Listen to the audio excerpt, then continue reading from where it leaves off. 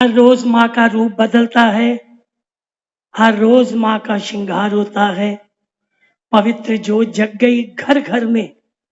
जहां माँ की ज्योत जगे वहां कोई कष्ट कलेश नहीं रहता, यकीन रखिए। और ये नवरात्रों के दिन है, नवरात्रों के दिन है।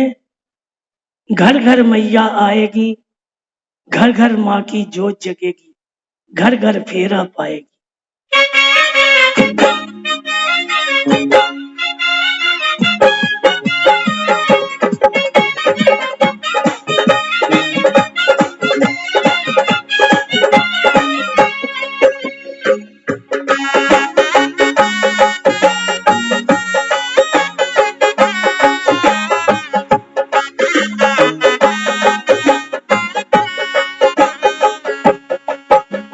नवरात्रों के दिन आए हैं, मैया रानी आएगी। नवरात्रों के दिन आए हैं, मैया रानी आएगी।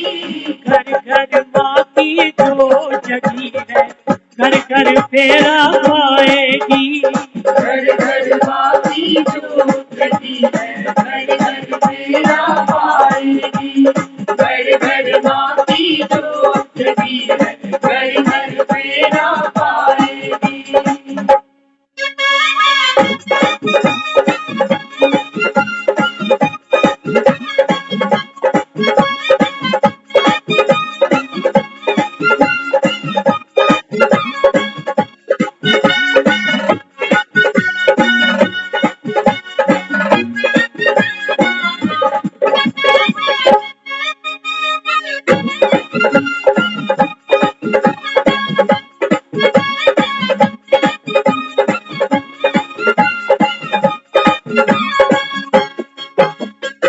पहली शैल पुत्री महारानी, पहली शैलपुत्री महारानी, दूजी ब्रह्मचारिणी भवानी, दूसरी ब्रह्मचारिणी भवानी, तीसरी चंद्र घंटा है प्यारी, तीसरी चंद्र घंटा है प्यारी, चौथी कुष्मांडा में तारी, ज्योति कुष्मांडा महतारी, पांचवी देवी अस्कंद माता, पांचवी देवी अस्कंद माता सब पे कर्म कमाएगी। घर घर माँ की ज्योत जगी है, घर घर फेरा पाएगी। घर घर माँ की ज्योत जगी है, घर घर फेरा पाएगी।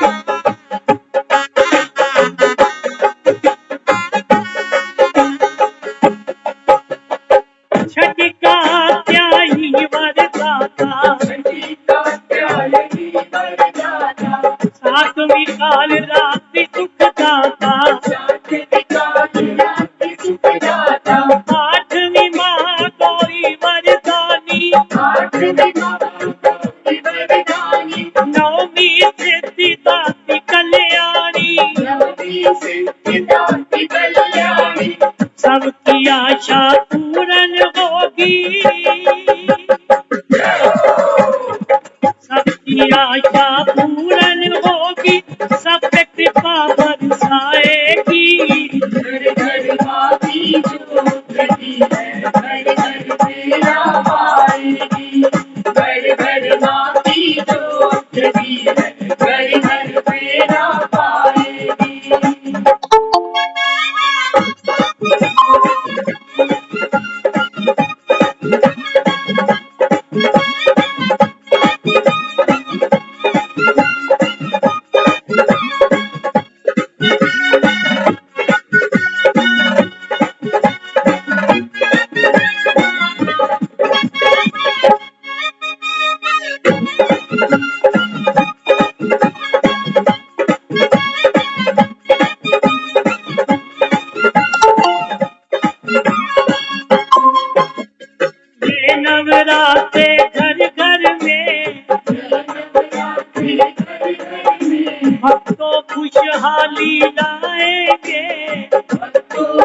बारी आएंगे, घर घर में जगराते होंगे, घर घर में जगराते होंगे, माँ की भेंटे गाएंगे, माँ की भेंटे गाएंगे, चंचल जोता वाली मैया, चंचल जोता वाली मैया सबके भाग्य जगाएगी। घर घर माँ की जोत लगी, घर घर फेरा पाएगी, घर घर माँ की जोत लगी, घर घर फेरा पाएगी। नवरात्रों के दिन आए हैं, मैया रानी आएगी। नवरात्रों के दिन आए हैं, मैया रानी आएगी। घर घर माँ की जो जगी है, घर घर फेरा पाएगी। घर घर माँ की जोत लगी है, घर घर फेरा पाएगी, घर घर माँ की जोत लगी है, घर घर फेरा पाएगी, घर घर माँ की जोत लगी है, घर घर फेरा पाएगी, घर घर माँ की जोत लगी है, घर घर फेरा पाएगी, घर घर माँ की जोत लगी है, घर घर फेरा पाएगी।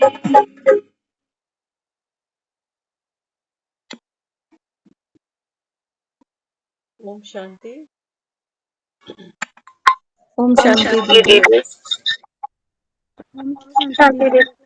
ओम शांति।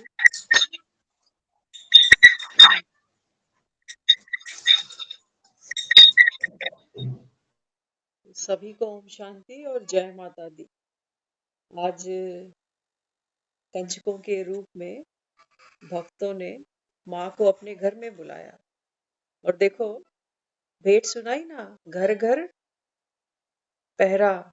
माँ का जो होगा आवगन होता है इस दिन, हम अष्टमी के दिन माँ को घर में बुलाते हैं। माँ क्यों आती है अष्टमी के दिन? क्योंकि 7 दिन हमने संकल्प धारण किया पवित्रता का, प्रेम का, सुख का, आनंद का, कीर्तन का, भजन का, जागरण का, कि संसार के ये सब कर्म करते भी न्यारे होकर हम आपकी भक्ति करेंगे, पाठ पूजा करेंगे। तो माँ प्रसन्न होती है, ऐसे घर में प्रवेश करती है। लेकिन वहां तो ये दिखाया कि छोटी छोटी कन्याओं के रूप में माँ प्रवेश करती है, लेकिन वास्तव में बात क्या थी? तो ज्ञान की रीति बाबा हमको समझाते, बच्चे नवरात्रों के दिन आए हैं, घर घर माँ की जोत जगेगी। तो जोत तो भक्तों ने वो जला ली, घी तेल वाली, लेकिन वास्तव में जोत कौन सी थी? ये जोत जगानी थी। जब हमको आत्मस्मृति मिलती कि मैं कौन हूं, मैं कहां से आया, मैं किसका हूं, मेरे श्रेष्ठ कर्म क्या होने चाहिए थे, तो बाबा कहता है फिर ये जग गई जोत। और जिस घर में ये जोत जगती है उस घर में कलेश, झगड़े, लड़ाइयां हो नहीं सकती, क्योंकि वो आत्मा तो स्वयं ईश्वर के हाथों में पल रही है, ईश्वर की श्रीमत पर चल रही है, स्वयं शिव की शक्ति बनकर अपने विघ्नों का, विकारों का, कमजोरियों का, बुराइयों का दहन करती जा रही है ऐसी आत्मा। तो बाबा समझाते आज की मुरली के माध्यम से, आज बाबा कहते बच्चे सच्ची सुहागिन पार्वतियों प्रति, आज हम कौन बने हैं? परमात्मा शिव की सच्ची सच्ची सुहागन पार्वतियां। तो बाबा हमसे बात करते, सच्ची सुहागन पार्वतियों प्रति पति परमेश्वर शिव बाबा बोले। तो आज क्या देखना उसको? अपने को पार्वती और वो हमारा पति परमेश्वर। परमेश्वर एक ही होता है दुनिया में, सब आत्माओं का पति एक ही है दुनिया में, लेकिन गिरते गिरते आज हमने अपने जो संसारी पति हैं, जिसको आज हमने एक छोटी सी प्रदर्शनी में देखा, कई लोग आए प्रदर्शनी सुनने। जितना आप दुनिया को देखोगे ना, अभी आपको पता चलेगा, आप नाप सकते हो थर्मामीटर से कि नर्क ये दुनिया कैसे बनती जा रही है। हो सकता है हम अछूते हो, अभी हमारा उन परिस्थितियों से, ऐसी आत्माओं से वास्ता नहीं पड़ा, शुक्र है भगवान का। लेकिन दुनिया बहुत नर्क में जी रही है। आज कितने ऐसे लोग हमको उस प्रदर्शनी में दिखे जो प्रदर्शनी देखते देखते ही रोते जा रहे कि हम करें क्या। हम तो बहुत दुखी, ना खाने को, ना पहनने को, ना ओढ़ने को, और ऊपर से घर में कलेश, और ना मर सकते ना जी सकते। बच्चों को कौन देखेगा। ऐसे नर्क में दुनिया पड़ी है इस समय। तो बाबा क्या कहता, बाबा कहते हैं बच्चे तुम्हारा पति परमेश्वर एक कौन है, स्वयं परमात्मा शिव। तो आज शिव साजन अपनी सच्ची सच्ची पार्वतियों से बात करते। क्या बात करते सुनते हैं। बाबा कहते बच्चे मेरी हर एक पार्वती भाग्यशाली और सदा सुहागिन है। हम्म, दुनिया में भी जब एक कन्या शादी करती है, विवाह के परिणय सूत्र में खुद को बांधती है, तो हम क्या कहते हैं, सदा सुहागिन रहो, सदा भाग्यशाली सौभाग्यशाली रहो। लेकिन है कोई दुनिया में, है कोई जिसको हम कहें कि ये सदा सौभाग्यशाली है? नहीं है। हाँ, और सदा सुहागन की तो आप पूछो ही नहीं। आयु आज देख लो कितनी है दुनिया में। इसलिए बाबा कहता है कि बच्चे मुझे अपना पति परमेश्वर बनाओ, ताकि बाबा कहता है कल्प कल्प तुम्हारा सौभाग्य चमके और तुम ऐसे अविनाशी परमेश्वर पति की सच्ची सुहागिन बनो जो तुमको जीवन में कभी दुख का, कष्टों का सामना ना करना पड़े। ये थी बात वास्तव में, जिसको हमने पति पत्नी बनाया संसार में। वास्तव में बात थी आत्मा और परमात्मा। आज पत्नी पति के हाथों दुखी हो रही है और पति कई पत्नियों के हाथ ही दुखी हो रहे हैं। है तो आत्माएं सारी अपने अपने कर्म भोग सब पूरे कर रहे हैं। तो बाबा यहां समझाते विश्व में जीवन की श्रेष्ठता इन दो बातों से जुड़ी हुई है। अगर जीवन एक अच्छी होती है तो क्या कहते हैं, सुहाग भी अच्छा मिला और भाग्य भी अच्छा है। भाग्य से ही सुहाग मिला। लेकिन बाबा कहता है बच्चे कि भाग्य बनते बिगड़ते कैसे हैं ये दुनिया में कोई नहीं जानता। तो अगर सदा सुहाग नहीं तो सारी जीवन फिर बेकार अनुभव होती है।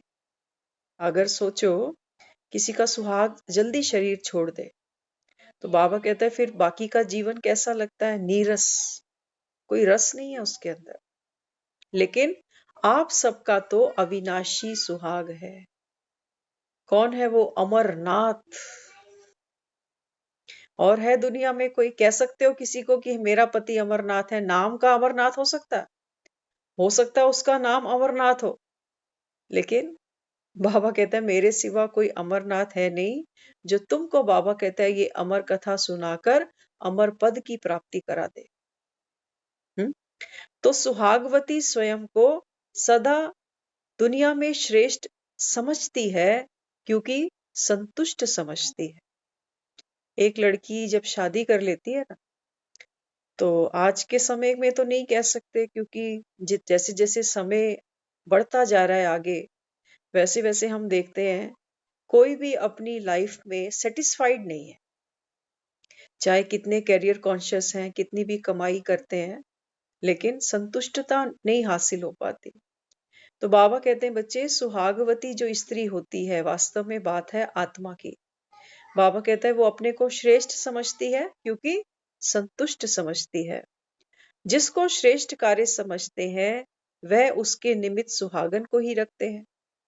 दुनिया में भी कोई अगर मंगल काम करना होता है ना, तो सुहागनों को आगे बुलाते हैं कि जो सुहागने हैं वो आओ, वो इस काम में, इस कार्य के निमित्त बने।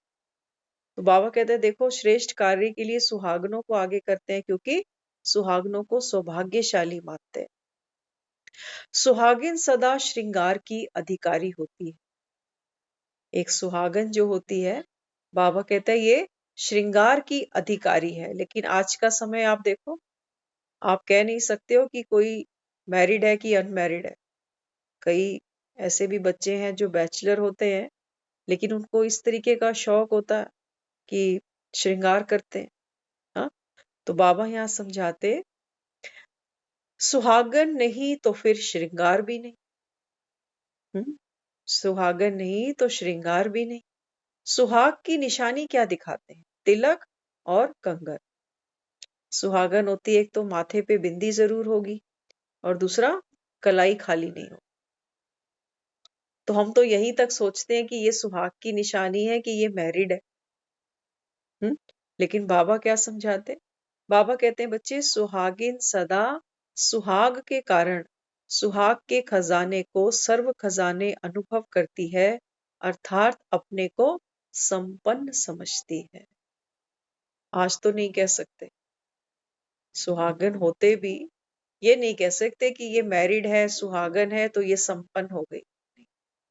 मन मन का पात्र हमेशा हमारा खाली है।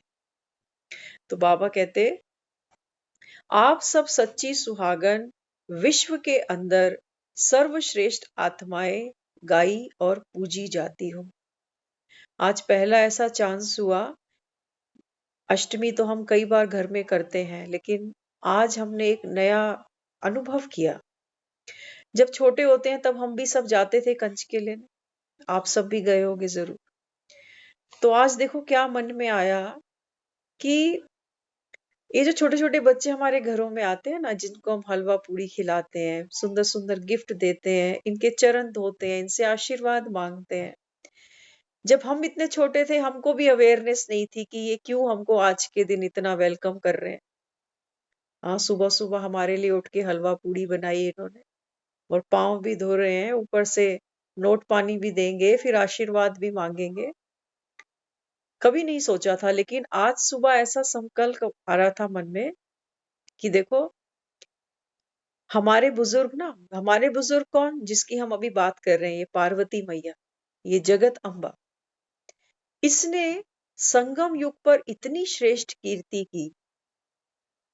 अपने आप को शिव के द्वारा दिया हुआ जो श्रृंगार था उससे खुद को सजाया और उसकी निमित्त उसकी वंशावली हम आत्माएं, जिनको पता भी नहीं है, छोटे छोटे बच्चों को, कि अष्टमी क्या है, नवरात्रे क्या है, उनको पकड़ पकड़ कर लोग ले जाते हैं घरों।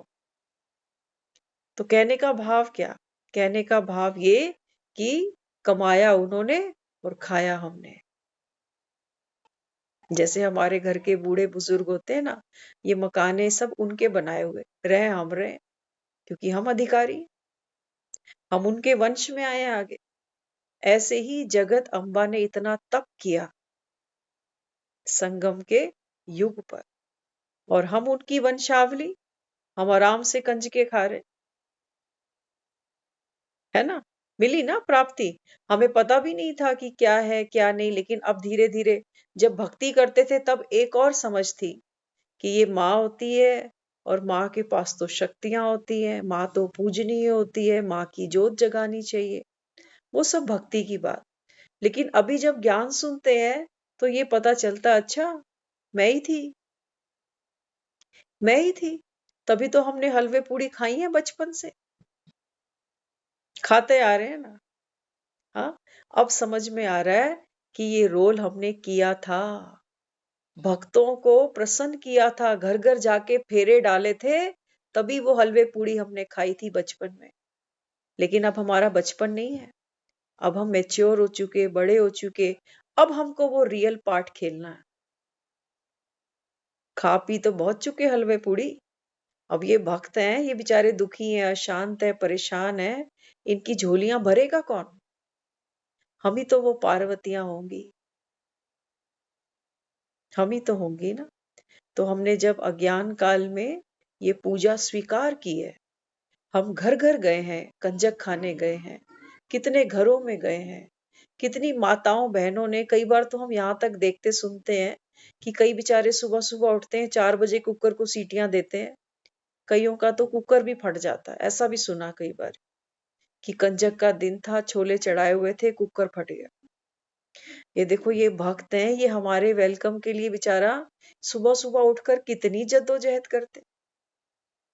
फिर भी क्या कहते हैं, माँ हमसे कोई गलती हो गई तो हमें माफ करना। कुकर फटने पर भी वो बेचारे यही सोचते हैं कि शायद माँ हमने कोई अवज्ञा कर दी व्रत में, जो ये हुआ। करते हैं ना ऐसे। तो अब हमारी ड्यूटी बनती है, देखो हमने वो पूजा स्वीकार की है, वो भक्तों के घर में हमने भोजन स्वीकार किया है। आप बिलीव नहीं करोगे, सुबह ये नहीं था माइंड में, ये अभी अभी आ गया। ये बाबा की कमाल। तो जो बचपन में रोल किया था वो भक्ति का रोल था, अब ज्ञान में आया तो अब सबको देना बनता है हमारा। तो शिव की सजनियां बनेंगी, श्रृंगार करेंगी, तभी दूसरे को दे पाएंगे।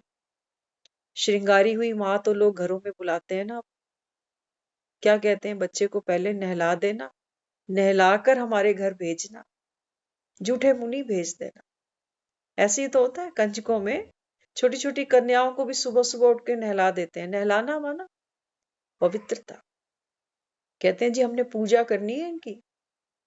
हाँ, तो शुद्धता पवित्रता की बात सबसे पहले आती। तो बाबा यहाँ समझाते, बाबा कहते हैं देखो सुहागन की कितनी महिमा है। सुहागन कौन? ये कंजक है तो छोटी सी कन्या, लेकिन ये शिव की सजनी है। ये शिव की सजनी है। ये बच्ची दिखाई तो क्या है, कुंवारी कन्या है, लेकिन इसको जगत माता भी तो कह रहे हैं साथ में। जगत माता भी तो कह रहे हैं। तो क्यों कह रहे हैं जगत माता? क्योंकि बाबा कहता है बच्चे संगम पर तुम सब जगत अम्बाएं हो। अगर सोचो शिव की एक ही पार्वती होती, एक को ही 16 श्रृंगार करा देता, फिर ये 9 इकट्ठी करने की क्या जरूरत पड़ गई? इसका अर्थ है, इसका अर्थ ये है कि ये जो ज्ञान है ना, किसी एक आत्मा के लिए नहीं, क्योंकि कोई एक आत्मा दुखी नहीं है दुनिया में, सब दुखी हैं। एक आत्मा ने दूसरी को ज्ञान सुनाया, दूसरी ने तीसरी को, तीसरी ने चौथी, पांचवी, छठी, सातवीं, नौवीं, 10वीं, अनंत है। आप गिन नहीं सकते कि कितने घरों में माँ की ज्योत जगी होगी, कितने मंदिरों में जाकर भक्तों ने माँ की ज्योत के दीदार दर्शन किए हो। तो कोई एक थोड़ी है शिव की शक्ति, अनेक है। तभी तो बाबा कहता है बच्चे वंदे मातरम, भारत को स्वर्ग बनाने वाली तुम माताओं की बाबा कहता है जय जयकार है, जिन्होंने अपने तन से, मन से, धन से इस भारत को स्वर्ग बनाया। और भारत नर्क है, ये मान के चलना।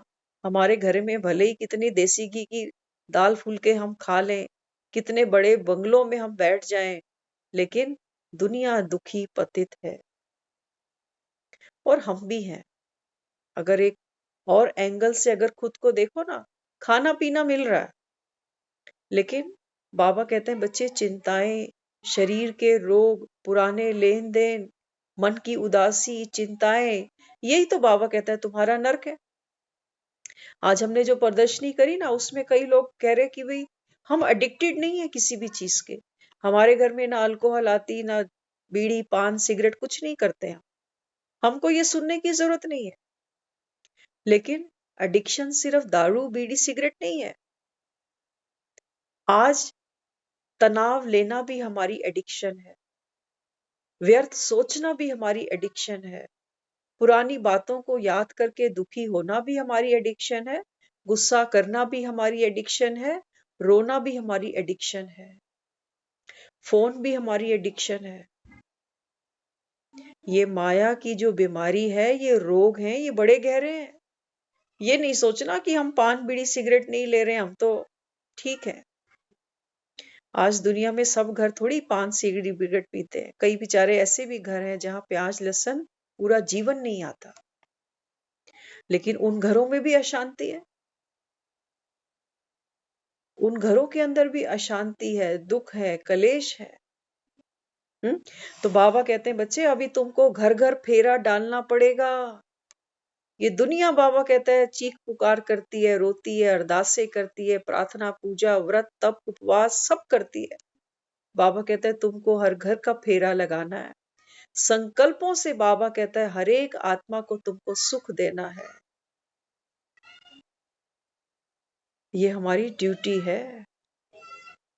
भगत भूलते नहीं है कंचके बिठानी। बीमार हो, नहीं भी हलवा पूड़ी बना सकते ना बेचारे, तो बाहर से फ्रूट लाकर ही खिला देते हैं वो माँ को, लेकिन बुलाते जरूर है बेचारे, स्किप नहीं कर जाते। तो उनकी तो श्रद्धा देखो, वो हमको स्किप नहीं कर रहे और हम उनको स्किप किए जा रहे। कि हमारे पास तो समय ही नहीं है, हम क्या करें। बाबा की मुरली सुने कि इनको साकाश दे, हम क्या करें। बाबा कहते हैं बच्चे तुम शिव की सजनिया हो। आगे फिर बाबा ने यहाँ समझाया, सिंगल हो या डबल हो, पूछता है बाबा। बाबा कहता है अपने आप से पूछो, क्योंकि बाबा के ज्ञान में तो हर आत्मा होती है, चाहे गृहस्थी वाली हो या अनमैरिड भी हो। बाबा सबसे पूछता है। बाबा कहते हैं बच्चे अपने को क्या समझते हो, सिंगल समझते हो कि डबल समझते हो। अकेले समझेंगे तो वियोगी जीवन अनुभव करेंगे। अगर सोचो मैंने तो शादी ही नहीं करी, तो बाबा कहते हैं फिर बीच बीच में मन है ना, मन कहेगा काश कर ही लेता। दुनिया भी तो है, शादी करके ज्ञान सुन रही है, हम भी सुन लेते। लेकिन बाबा कहता है जो हो जहां हो, जब तुमको ये ज्ञान मिला, बाबा कहता है ये मंगलकारी है। आगे बाबा कहता है फंसो नहीं दुनियादारी, जहां हो वहां ब्रेक लगा दो। तो बाबा कहते बहुत काल से अलग हो गए, सुहाग खोया, तिलक खोया। बाबा कहता है फिर जो श्रृंगार मिला था वो भी गवा दिया, खजानों से भी बच्चे वंचित हो गए। बाबा कहता है बच्चे 84 जन्म से आत्मा अपने शिव साजन को भूले बैठी है। तो बाबा कहता है तुमने सुहाग की निशानी भी गुम कर दी कि मैं आत्मा हूं। बिंदी भी बाबा कहता है पहुंच डाली, और मर्यादाओं का कंगन भी बाबा कहता है तुमने गुमा दिया, श्रृंगार सारा गुम कर दिया, खजाने बाबा कहता है सब गवा दी। और अब बाबा कहता है लुटी पुटी सीता इस रावण की शोक वाटिका में मुझे याद करती। इति हे भगवान मेरी कब सुनेगा।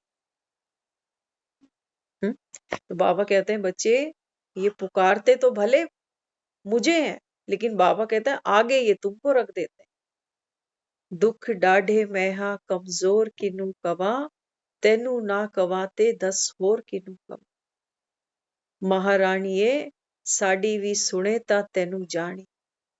बाबा कहते हैं बच्चे ये मुझे नहीं जानती, ये तुम्हें जानती।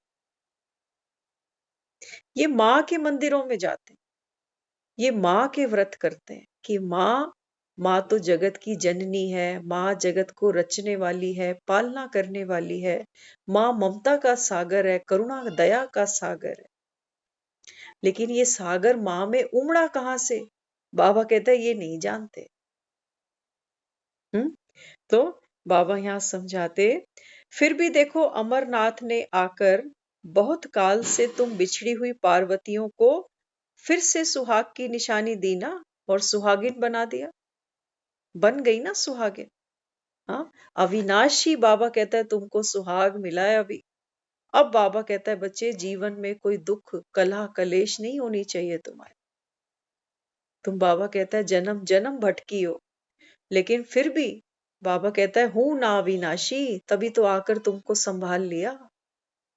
पति की क्या ड्यूटी होती है, पति की यही ड्यूटी होती है कि पत्नी पर जब जब कष्ट पड़े तो वो आगे आके खड़ा हो जाए। इसीलिए जब भी हम जागरण करते हैं, कीर्तन करते हैं, तो माँ के साथ क्या दिखाया, हाँ हनुमान को दिखाया, कहीं भैरव को दिखाया।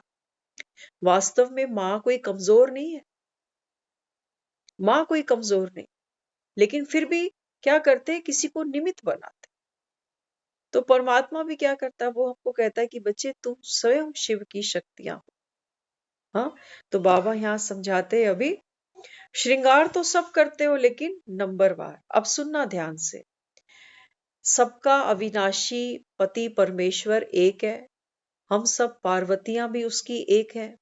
लेकिन वो कहता है देखो फर्क कहाँ पड़ता है। नवरात्रि में अलग अलग माँ की अलग अलग महिमा दिखाते हैं।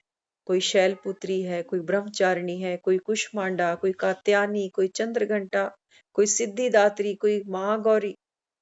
तो ये सब क्या है, अलग अलग शिव की शक्तियां हैं। अब वो बताता है कि नंबरवार क्यों बन जाते हो, किसी में कोई विशेषता होती है तो किसी में कोई विशेषता होती है। तो बाबा समझाते, बाबा कहते देखो श्रृंगार तो सब करते हो लेकिन नंबरवार करते हो। माला तो सभी पहनते हो लेकिन कहाँ कोई 9 लखा की माला पहनता है गले में और कोई साधारण माला।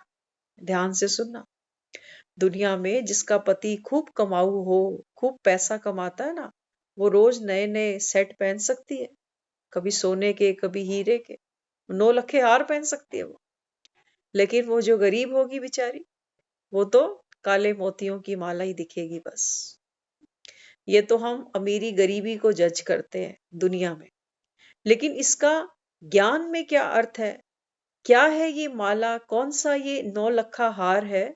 बाबा समझाते।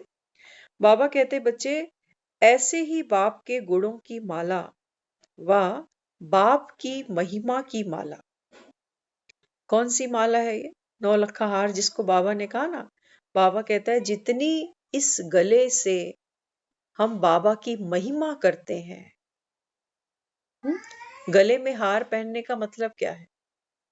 ये गले वो कीमती हैं जो हर समय उसकी महिमा गाते हैं। तो बाबा कहते, बच्चे, बाप के गुणों की माला की एक पत्नी होती है ना, वो हमेशा अपने पति का नाम मुख पे रहेगा। मेरे ये तो ऐसे करते हैं, मेरे ये तो ये खाना पसंद करते हैं, मेरे ये तो ऐसे, मेरे ये तो ऐसे करती है ना पत्नी। हाँ, तो क्या करती है? मुख से हर समय उसी के गुणों की माला गाती रहती। बाबा यहाँ क्या समझाता?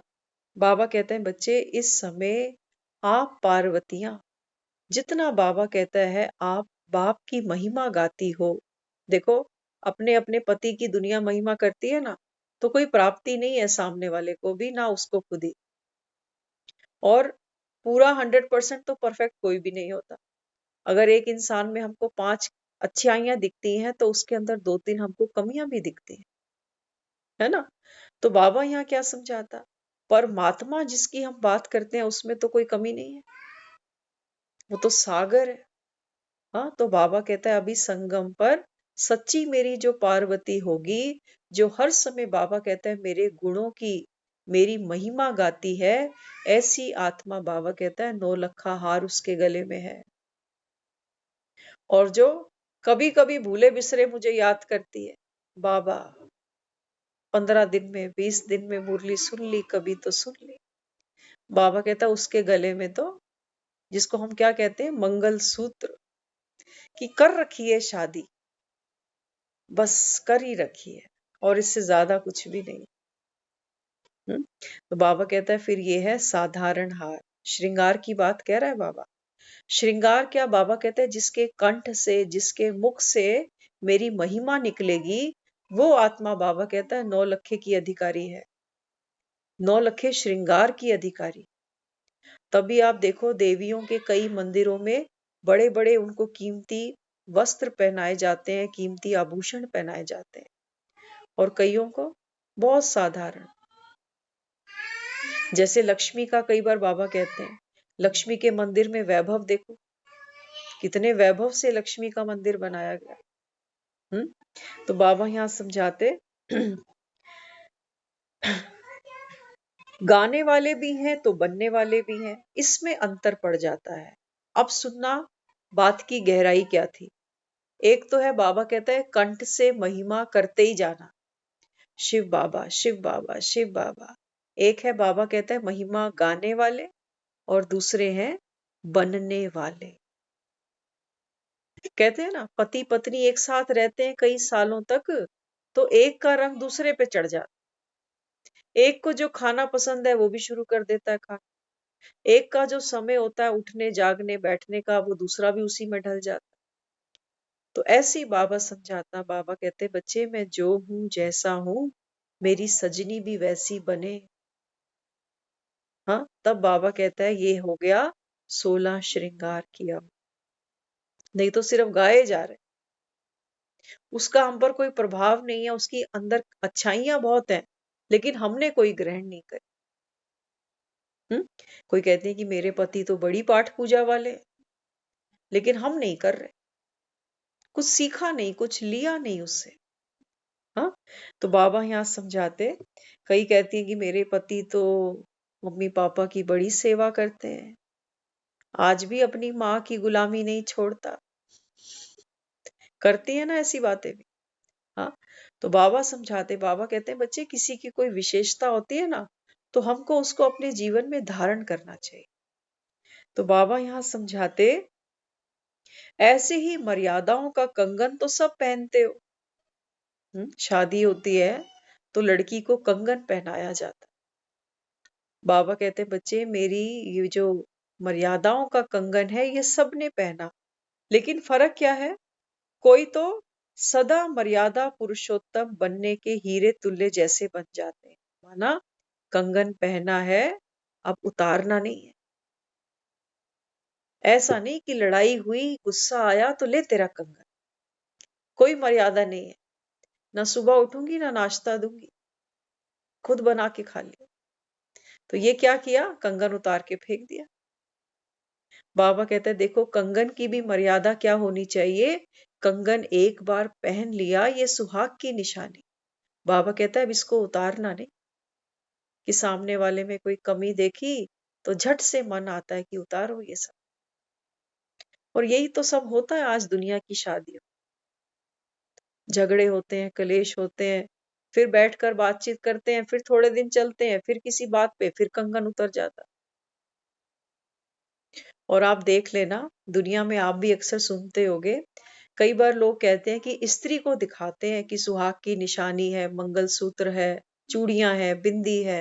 ये पति क्यों नहीं कुछ धारण करता, कि इसको भी देखकर पता चले कि भाई इसके भी पीछे कोई है, पत्नी इसकी घर बैठी है। तो क्यों नहीं है ये लॉ, ऐसा नियम, ऐसे रस्म रिवाज क्यों नहीं है? ये बात है आत्मा और परमात्मा की। परमात्मा आत्माओं को अडॉप्ट करता है। ऐसे ही तो है, पति अपने घर में पत्नी को लेकर आता है, पत्नी को ग्रहण करता है। तो बाबा कहते हैं कि बच्चे मैं तो सागर हूं, मैं तुमसे क्या लूंगा, तुम मुझे क्या दे सकते हो? और वाकई अगर एक बार सोचो, हमारे पास ऐसा कुछ है नहीं जो हम उसको दे सकें। इसलिए क्या दिखाते हैं कि स्त्री के अंदर केवल एक ही चीज होती है जो वो अपने पति को दे पाती है, वो है समर्पण की भावना। केवल समर्पण की भावना एक ऐसी चीज है जो पतियों के पास नहीं होती। कैसे आपने देखा होगा, एक लड़की जब ससुराल जाती है ना, तो ससुराल में जितने भी उसको लोग मिलते हैं, वो कहते नहीं थकती मम्मी जी, पापा जी, हाँ, भाई जी, बहन जी, एक एक से संबंध जोड़ लेती है। कहते नहीं थकती मम्मी पापा, मम्मी पापा। रिश्तेदार हैं किसके? पति के। लेकिन वो सबको प्यार देती है, सम्मान देती है। लेकिन अगर किसी पति को अपने सास ससुर को मम्मी पापा कहना पड़ जाए ना, उसके मुंह पे चढ़ता ही नहीं। वो बड़े प्रेशर से बोलेगा मम्मी जी। हम तो देखते हैं कई लोगों को मुख से मम्मी निकलता ही नहीं, वो पूरा जीवन ऐसे ही बात करते हैं। वो मन से एक्सेप्टेंस नहीं आई ना कि ये मेरी माँ थोड़ी है, लेकिन लड़की तो फट बोल देती है मम्मी जी। तो लड़कियों में क्या दिखाया? वास्तव में दिखाया आत्मा की बात है। आत्मा समर्पण भाव रखती है परमात्मा के प्रति। परमात्मा थोड़ी समर्पण भाव रखेगा आत्माओं के प्रति। तो बाबा यहाँ समझाते, तो बाबा कहते हैं फिर ये जो सोने के कंगन या हीरे के कंगन पहने, बाबा कहता है तुम चेक करो। हीरे के कंगन माना सदा पहने हुए हैं मर्यादा के कंगन।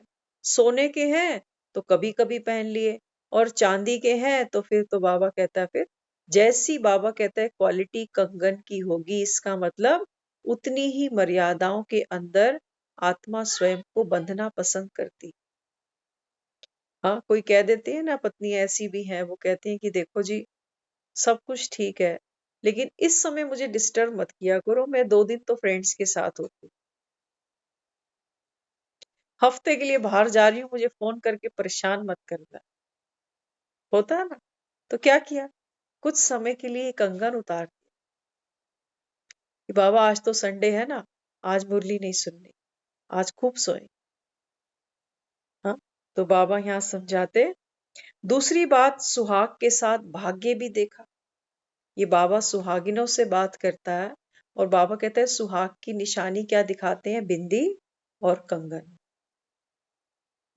तो बाबा ने यहाँ समझाया ना, तिलक के बारे में भी बाबा कहते कि खुद को कभी ये तो नहीं सोचते हो कि मैं सिंगल हूँ, कुंवारा हूँ, या मेरा तो पति घर में बैठा हुआ है। बाबा कहता है तुमको याद रखना पड़ेगा कि मेरा अविनाशी साजन तो स्वयं परमात्मा है। ये है, बाबा कहता है, सदा सुहागिन की निशानी। और कंगन बाबा कहता है कौन सा पहनना, मर्यादाओं का। मर्यादा का कंगन है हमारा अमृत वेले उठ के उस पिता को याद करना। जैसे लड़की ससुराल में उठती है ना, तो एक ड्यूटी है उसकी कि सुबह जितना जल्दी उठेगी ससुराल पक्ष खुश रहता है कि अच्छे परिवार से लड़की है, 5-6 बजे उठ जाती है, नहा धो के सबको चाय पिलाती है ना। ये मर्यादा आज तो कोई नहीं फॉलो करता इसको। आज तो लड़कियां कहती हैं हमें रूम में हमारे बेटी चाहिए। किचन में आजकल ऐसा समय आ गया कि लड़कियां किचन में जाती ही नहीं, जाती ही नहीं है। वो कहते हैं हम कमा रहे हैं ना, हम बनवा लेंगे, मेड से बनवाए। हम्म तो बाबा यहाँ क्या समझाते हैं? बाबा कहते हैं बच्चे मर्यादाओं का कंगन पहनो, अमृत वेले उठकर बाबा कहते हैं साजन बैठा है, साजन से रूरिहान करो। जो कमी है जीवन में बाबा कहता है उसको पूरी करो।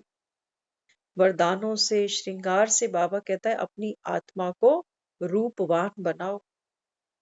तभी ये भक्त तुमको बुलाएंगे कि आ माँ आ, तुझे दिल ने पुकारा। जब हमारे में कोई गुण ही नहीं होगा तो कोई हमको क्यों बुलाएगा? हमारे ये गुण नहीं है जो हम बैठ जाते हैं दूसरों की राम कथा सुनने के लिए कि आ बहन सुना तेरा दुख क्या है। ये गुण नहीं है, हम इसको गुण समझ के बैठे हैं। बाबा कहते हैं बच्चे हर आत्मा दुखी है। अब बाबा कहता है विस्तार में नहीं जाओ कि दुख क्यों है। बाबा कहता है दुख का निवारण ढूंढो अभी। तो दुख का कारण तो बाबा कहता है विकार ही है। अब बाबा कहता है बच्चे विकारों पर तुमको जीत पानी है, तो ये जोत जगाओ ना। फिर ये जोत बाबा कहता है अपनी भी जगाओ तो दूसरी आत्माओं की भी जगाओ। तब बाबा कहता है घर में कल्याण होगा, सुख होगा, शांति होगी। फिर आगे बाबा देखते भाग्य हम आत्माओं का। तो देखो बाबा यहाँ समझाते बच्चे लौकिक रीति भी भाग्य का आधार क्या मानते हो? तन की तंदुरुस्ती, मन की खुशी और धन की समृद्धि, संबंधों की सदा संतुष्टि और संपर्क में सदा सफल मूर्त होना, इन सब बातों को भाग्य मानते हो ना। दुनिया में बाबा कहते हैं सौभाग्यशाली बनना माना क्या? जिसका तन निरोगी होगा, मन खुश होगा, रिश्ते अच्छे होंगे, पैसा अच्छा होगा, तभी तो कहते हो सौभाग्यशाली भव। अब बाबा कहते हैं सारी चीजें तो नहीं मिल जाती। पैसा मिलेगा, संबंध अच्छे नहीं है। संबंध अच्छे हैं तो हो सकता है शरीर में कोई बीमारी हो। तो बाबा कहते हैं बच्चे संगम पर सदा स्वस्थ अर्थात सदा स्वस्थिति में रहने से तन का कर्म भोग भी सूली से काटा हो जाता है। ध्यान से सुनना क्या कहा बाबा ने। बाबा कहता है ये है तुम्हारा संगम का युग।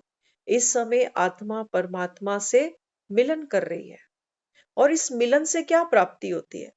बाबा कहता है स्वस्थ रहना मतलब क्या है? स्वस्थ का मतलब बाबा कहता है ये नहीं है कि शरीर में बीमारी नहीं है। बाबा कहता है बच्चे संगम पर आप आत्मा जितनी स्व की स्थिति में स्थित होगे तो बाबा कहता है तन के कर्म भोग तुम्हारे सूली से बाबा कहता है कांटा बन जाएगा। सूली से कांटा होगी बहुत बड़ी बात, लेकिन बाबा कहता है बच्चे जब स्व की स्थिति में माना ये ज्योत जागेगी, मैं कौन हूं, मेरी शक्तियां क्या हैं, उनको मैं कैसे यूज करूं, तो बाबा कहता है फिर तन का रोग भी बच्चे तुम्हारे लिए सूली से कांटा बन जाएगा। तो कर्म भोग को भी बेहद के ड्रामा में खेल समझ खेलते हो। दुनिया तो देखो दुखी होती है ना, बातें आती हैं जीवन में, मृत्यु भी आती है, बीमारी भी आती है, कोई प्रियजन भी चला जाता है, धन का भी दिवाला निकलता है, बातें तो आती हैं दुनिया में। लेकिन बाबा कहता है आप बच्चे ये जो भी कर्म भोग आते हैं ना, इनको बाबा कहता है ड्रामा में खेल समझ के पार कर लेते, क्योंकि शिव की शक्ति है, कोई मामूली बात थोड़ी। तो तन का रोग योग में परिवर्तन हो गया ना, इसीलिए सदा स्वस्थ हो। क्या कहा बाबा ने? बाबा कहते हैं अब ये नहीं देखना कि शरीर में ये बीमारी तो है मेरे, और बाबा कह रहा है तू सदा स्वस्थ है। बाबा कहते हैं बच्चे, तन का रोग योग से तुमने, बाबा कहता है, परिवर्तन कर लिया। उस बाबा कहता है दुख के भी बलिहार जो तुमको बाप के पास ले आए। तो बाबा कहता है फिर इसीलिए सदा स्वस्थ हो। अपने को हमेशा कहते चलो कि मैं स्वस्थ हूं, मैं स्वस्थ हूं, मैं स्वस्थ हूं, क्योंकि मैं स्व की स्थिति में हूं। ये सब तो मेरे कर्म भोग है, और मैं शिव की शक्ति परमात्मा से योग लगाकर ये सर्व कर्म भोग चुकतू कर रही हूं। तो बीमारी को बीमारी नहीं समझते, लेकिन अनेक जन्मों का बोझ हल्का हो रहा है, हिसाब चुकतू हो रहा है, ऐसे समझने से सदा स्वरूप समझते हो। घरों में माँ को बुलाया है ना भक्तों ने, क्योंकि भक्तों के पास ये नॉलेज नहीं है, ये समझ नहीं है। तो वो कहते हैं माँ जब हमारे घर में फेरा डालेगी, फेरा डालना माना क्या था? फेरा डालना माना माँ की जो जोत जगी, वो जोत हमारी भी जग जाए। तब बाबा कहता है बच्चे, बीमारी को आप बीमारी भी नहीं समझते हो, क्या सोचते हो कि अनेक जन्मों का बोझा ये हल्का हो रहा है। तो बाबा कहते हैं फिर साथ साथ मन को खुशी तो सदा प्राप्त है ही। जब तन पर भी पेपर आया, मन पर आया, या धन पर भी आया, संबंधों पर भी आया, बाबा कहता है फिर कोई भी पेपर, बाबा कहता है, तुम्हारे मन को भारी नहीं कर सकता। मन में बाबा कहता है तुम्हारे सदा खुशी होगी, क्योंकि शक्ति परमात्मा से मिल रही है। तो ज्ञान धन सब धनों से श्रेष्ठ है, ज्ञान धन वालों की प्रकृति दासी बच जाती। बाबा कहता है तुम्हारे पास ज्ञान का धन होगा ना, तो कितना भी बड़ा, बाबा कहता है, जीवन में पेपर आ जाएगा, तुम, बाबा कहता है, कभी दुखी नहीं हो सकते।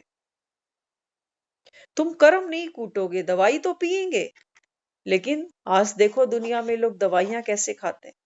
आज जो हमने प्रदर्शनी की ना, उसमें ये भी दिखा रखा था कि एडिक्शन में दवाइयां भी हैं। आज हम देखो घर में ऐसे कोई आपको नहीं मिलेंगे जो बिना दवाइयों के चल रहे हो। बूढ़े क्या, जवान क्या, बच्चे क्या। आज एक बहन मिली हमको, थोड़ा ओवरवेट थी वो, तो वो कहने लगी, कहती है उनको, मुझे लगा शायद कुछ इशू था कोई मेडिकल, पूरी डिटेल में बात नहीं हो पाई क्योंकि बहुत रश होता है वहां पे। तो वो कहने लगी, कहती मेरी ये हालात है कि अगर मैं वॉशरूम भी जाती हूँ ना, तो मैं दवाइयां साथ रख कर जाती हूँ कि कहीं वॉशरूम में कुछ ना हो जाए। तो इतनी उन्होंने बात करी। तो कहने का माना दवाइयों पर आज हम इतना डिपेंड हो चुके हैं कि रोटी खाएं ना खाएं, लेकिन दवाई खानी है। तो बाबा ने एक मुरली में समझाया ना, बाबा कहते हैं बच्चे ये जो दवाइयां खाते हो, ये किस लिए खाते हो? रोग को भगाने के लिए, शरीर को ताकत देने के लिए। तो बाबा कहता है फिर रोते क्यों हो? रंग बिरंगी गोलियां आती हैं, कैप्सूल, टैबलेट्स, क्या क्या रंग बिरंगे। बाबा कहता है फल समझकर खाओ और बीमारी को चुकतू करो, भगाओ बीमारी। दुखी नहीं हो, हाथ में गोली पकड़ के हो बैठे रहते हैं 10-10, 15-15 मिनट, दिल नहीं कर रहा, दिल नहीं कर रहा। बाबा कहता है फल समझ के इसको खा लो, ताकत ही तो देगी ना अंदर जाके। उस गोली को वाइब्रेशंस दो कि मेरे शरीर में जो भी कमी पेशी है, ये इस दवाई से, इस गोली से, ये सब कमी दूर हो जाए।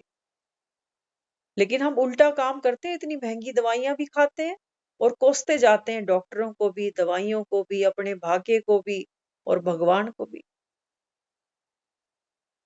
हमें ये भी शुक्र नहीं आता कि कम से कम हम ये दवाइयां खा तो पा रहे हैं। बेचारे कितने हैं जिनको दवाइयां नसीब ही नहीं होती, इलाज ही नहीं मिलते उनको। तो बाबा यहाँ समझा रहे, जहां ज्ञान धन है वहां स्थूल धन की बच्चे कोई कमी नहीं। बाबा कहता है ये है वो धन जो भक्त मांगते हैं माँ से कि माँ हमारी झोलियां भर दे। माँ इस समय झोलियां भर रही है, जिनको समझ है वो भर रहे हैं, और जिनको नहीं है समझ, हाँ, बाबा कहता है वो बेचारे आज भी भक्ति करते जाएंगे, अंधकार में बैठे हैं। बाबा कहता है बस इतना ही फर्क। हाँ, तो नवरात्रे मन गए, कंजके भी हो गई, लेकिन ना जीवन बदला, ना सोच बदली, ना व्यवहार बदले, ना रिश्ते बदले, ना कर्म बदले। तो बाबा कहता है फिर भाग्य कैसे बदल जाएगा? हाँ, पूजा पाठ जो करते हो, थोड़ी सी प्राप्ति जरूर होती है। 5-6 दिन हमने व्रत उपवास किए, उमंग थी कि सुबह जल्दी उठना है, मंदिर जाना है, ये करेंगे, आज कीर्तन पे ये करेंगे। तो अल्पकाल की प्राप्ति थी, नवरात्रि खत्म, अब सो घोड़े बेच के। अब कौन पूछेगा 6 महीने क्या किया, क्या खाया? कोई नहीं पूछेगा। हम्म। तो बाबा यहाँ समझाते सर्व संबंध निभाने वाले परमात्मा को अपना बना लिया, कभी धोखा ना देने वाले, सदा प्रीति की रीत निभाने वाले, ऐसे अमर संबंध अनुभव करते हो। दुनिया में आप देख लेना, जिन संबंधों के लिए हमने पूरा जीवन दांव पर लगाया है ना, 1 मिनट नहीं लगता। कोई बात ऐसी आती है सामने, रिश्तों में लगता है कोई जान ही नहीं थी। चाहे बच्चे हों, चाहे पति हो, चाहे पत्नी हो, कोई आधार नहीं है उन रिश्तों का, कोई बुनियाद ही नहीं है उस रिश्ते की। हाँ, तो यहाँ बाबा समझाते, बाबा कहता है बच्चे, सर्व संबंध तुमसे निभाने वाला, क्योंकि मैंने तुमसे प्रॉमिस किया है, यदा यदा ही धर्मस्य, जब जब तुम खून के आंसू रोओगे, जब जब तुम दुखी होगे, मैं साजन तुम्हारा हाथ पकड़ने आ जाऊंगा। क्योंकि कमी तुम्हारे, देरी तुम्हारे बुलाने में है, मेरे आने में थोड़ी है। मैं तो अपने समय पे आया ही हुआ हूं, लेकिन तुम ही मुझे नहीं पहचानती। तो बाबा कहते, हंस और बगलों का संपर्क नहीं, लेकिन ब्राह्मण आत्माओं का संपर्क है। बगलों का संपर्क सिर्फ सेवा अर्थ है। सेवा का संपर्क होने के कारण सदा विश्व कल्याण की भावना, विश्व परिवर्तन की कामना रहती है। इस कारण सेवा के संपर्क में कोई दुख की लहर नहीं। जितना हम अपने आप को बाबा की सेवाओं में बिजी रखेंगे ना, बाबा कहता है उतनी देर, आप बिलीव नहीं करोगे, आज सुबह वो सारा कुछ करने के बाद में एक बार ऐसा संकल्प आ रहा था कि थक गए, अब एनर्जी नहीं है इतनी कि वहां तक जाएं, और फिर वो 2.5-3 घंटे खड़े रह के ही सेवा थी सारी। तो लेकिन आप बिलीव नहीं करोगे, जब हम फोन रिसीव करके वहां पहुंचे कि हम पॉइंट पर आ रहे हैं, पहले सेंटर गए, सेंटर से फिर वहां गए, पूरी वो सेटिंग की, प्रदर्शनी की, 3 घंटे हमको पता भी नहीं चला कि टांगे हैं कि ऐसे ही खड़े। ये भी बाबा की एक बहन ने और भी बोला, कहते ये कमाल है बाबा की, हम कितने भी टूटे फूटे पड़े हो, लेकिन बाबा हमसे कैसे सेवा करा लेता है, ये हमको भी अचंभा कि अपना काम हम करें या ना करें, लेकिन बाबा कैसे हमारे अंदर वो एनर्जी भर के अपना काम करा ले। तो बाबा कहता है जितना हम खुद को कभी नहीं सेवा से पीछे भाग। माया कमजोर संकल्प देती है कि बहुत थक गया, सुबह से उठा हुआ हूं, थोड़ा सा लेट जाता हूँ। बाबा कहते हैं माया हर समय पीछे खड़ी है तुमको पीछे खींचने के लिए, लेकिन बाबा कहता है तुम एक कदम हिम्मत का बढ़ा।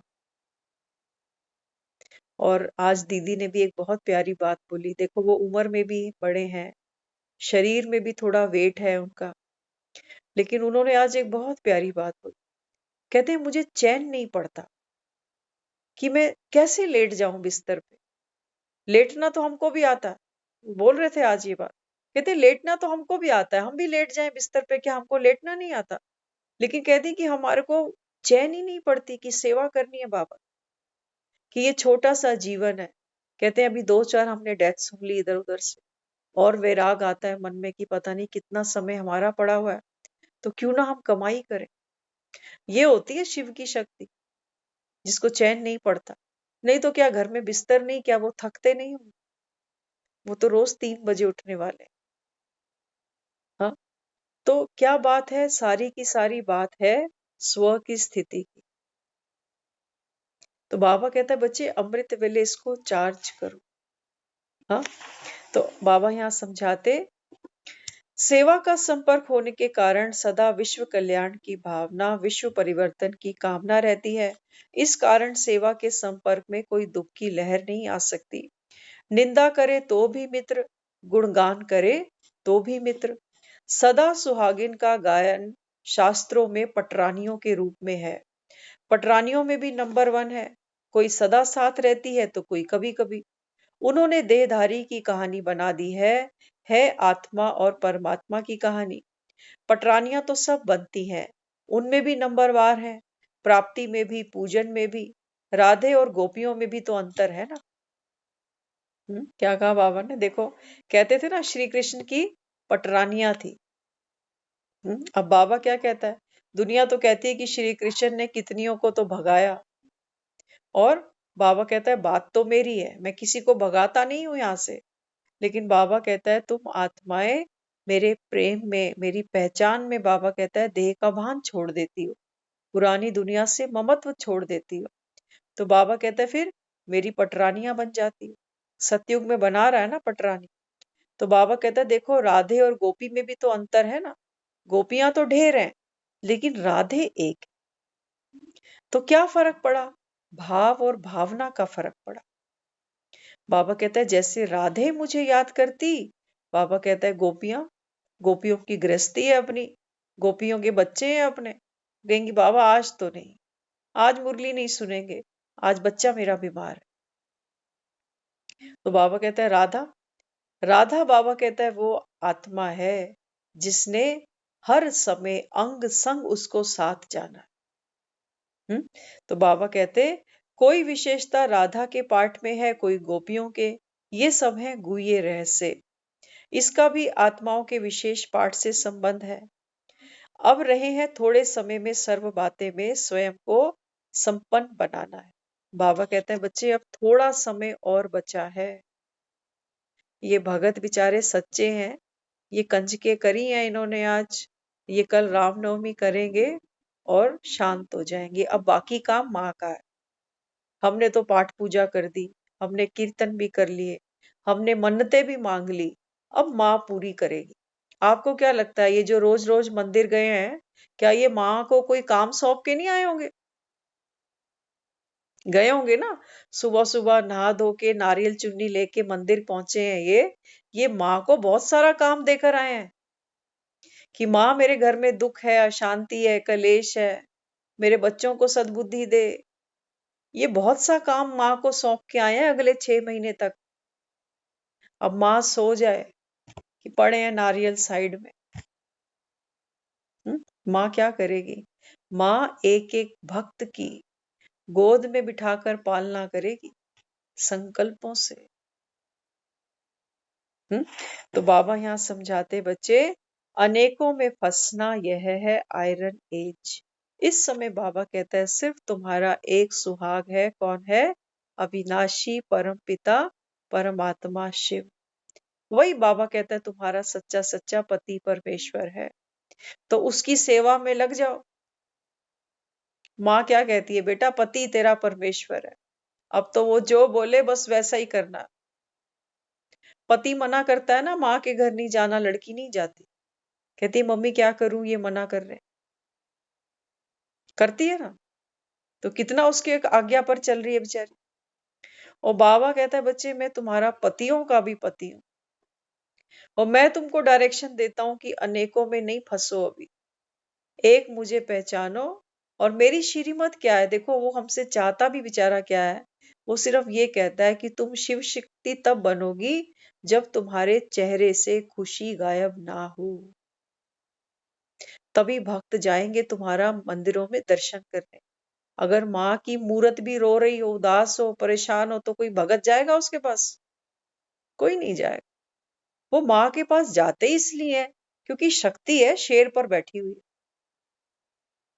इसीलिए जा रहे हैं हम। क्योंकि इसके पास शक्ति है ज्ञान की, इसके पास शक्ति है पवित्रता की, इसके पास शक्ति है प्रेम की, सहयोग की, करुणा की, दया की। वो हमारे पास नहीं है, तो हम मंदिर जाकर उससे मांग आते हैं। लेकिन वो देगी कैसे, ये बेचारे भक्त नहीं जानते। तो बाबा कहता है बच्चे अभी तुम्हारा पाठ चलेगा मनसा से, वाचा से, कर्मणा से, तुमको रुकना नहीं है। भक्तों का काम था मांगना, और बाबा कहता है अब तुम्हारा काम है भक्तों की मनोकामना को पूर्ण करना। और यही काम बाबा कहता है मैं तुमसे अभी कराऊंगा। तो शिव की शक्ति ये नवरात्रे सबके लिए खत्म हो रहे हैं कल, लेकिन हमारे लिए ये सारा संगम, ये नवरात्रि का समय है, क्योंकि हमको अपने अंदर वो नव चेतना, नव उमंग, उत्साह, दिशा, वो सब कुछ अपने अंदर हमको और बढ़ाते जाना, ताकि इस सारे विश्व में फिर से सुख का, अमन का, चैन का झंडा लहरा सके। हर घर में खुशहाली हो, हर घर में ज्योत जगे, हर घर में नवरात्रे नया सत्युग लेकर आ सके। तो ये है वो झंडा जो हमको घर घर के अंदर फहराना है, खुशी का झंडा, प्यार का झंडा, एकता का झंडा। ये झंडे नहीं है आज घरों में। तो शिव की शक्ति बनकर पूरे विश्व पर ये झंडा हमको फहराना है। यही हमारा संकल्प है और यही हम पार्वतियों की उस सच्चे पति परमेश्वर के प्रति समर्पण, प्रेम, त्याग और सेवा की भावना है। ओम शांति।